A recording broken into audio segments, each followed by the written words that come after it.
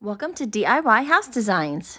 This outdoor DIY is so easy, yet it has a big impact. I just love this blue.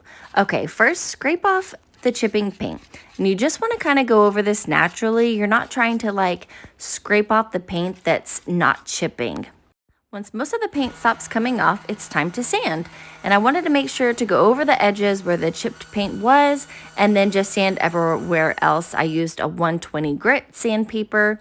You can use an orbital sander like I did or just hand sand it. And then make sure you get all the dust off with a damp cloth afterwards. Okay, I had a small crack in one of my pots and I figured why not try this epoxy adhesive.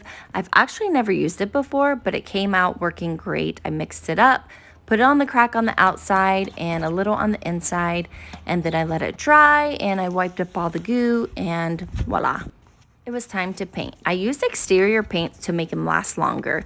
I always mix it up really good and I love to use the rubber band trick. It just keeps my cans nice and clean. I probably would use a roller here, but I was out, so paintbrush it is, and it went by really fast. I brushed it on, did a couple of coats, and I did the inside of the rim. Pro tip, put your pots on a table so you won't have a backache later. I love how these came out though. A simple refresh for your front or back porch to save some money and not buy new pots. If you love DIY and design, please subscribe. Follow along.